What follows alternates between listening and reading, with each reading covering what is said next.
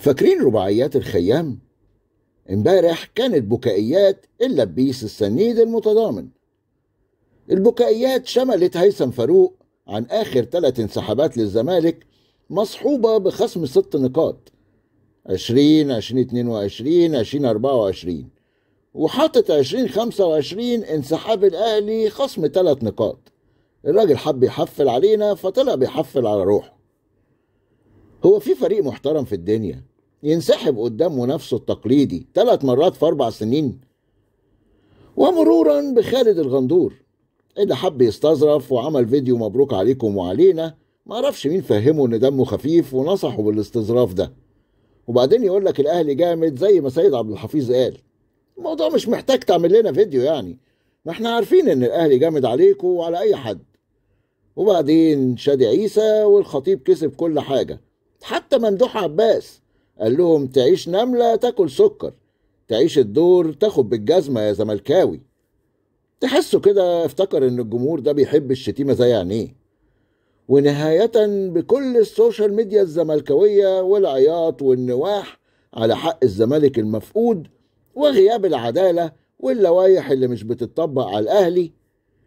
رسالتي الوحيدة للشكايين البكايين المنوحين: مشكلتكم مش مع الأهلي، مشكلتكم ببساطة مع طه عزت الزملكاوي بس محترم اللي غير اللائحة عشان يجاملكم فردت في صدركم. أما بقى بخصوص قناة الزمالك ونيرة ألوان والناس بتاعت الزمالك وبيراميدز إيد واحدة ويلا بينا على المحكمة الرياضية، وفي نفس الوقت زعلانين جدا إن الأهلي شاطهم بالشلوت بره كأس العالم للأندية لكرة اليد، وراحوا مطلعين من الشنطة كتاب التربية الوطنية وقال لك إزاي الأهلي يدخل الترجي التونسي على حساب الزمالك المصري، وفين الوطنية وفين الكرامة والزمالك نادي مصري وبيمثل مصر وسبحان الله. هي مش نيرة ألوان دي اللي من أسبوع طلعت قالت لنا إن مفيش نادي بيمثل مصر وإن منتخب مصر بس هو اللي بيمثل مصر؟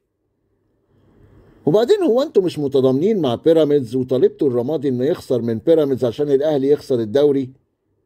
هو أنتوا مش بتطالبوا بخصم 3 نقط من الأهلي واشتكيتوا في اتحاد الكورة وهتروحوا المحكمة الرياضية الدولية تدفعوا على الأقل 100,000 فرنك سويسري عشان الأهلي يتخصم له 3 نقط وانتوا كده كده التالت ومش هتستفادوا حاجة؟ هو انتوا قدمتوا السبت مع الأهلي عشان تلاقوا الحد؟ انتوا عايزين الأهلي يسيب مصلحته بإنه يختار المجموعة ويختار أول منافس عشان يدخلكوا انتوا البطولة؟ لا طبعا، لا وألف لا كمان.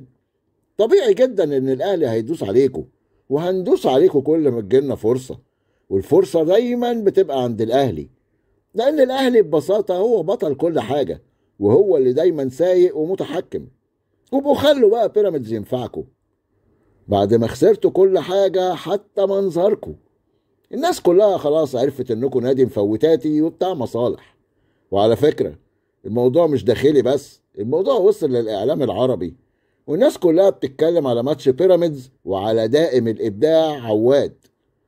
نشوفكم السنة الجاية إن شاء الله تكونوا صرفتوا النص مليار الاستثماري اللي خدتوه في التدعيمات وبرضه هتطلعوا التالت وهتلعبوا في الكونفدرالية مع الناس اللي بتتراضى، ناس ما عندهاش دم.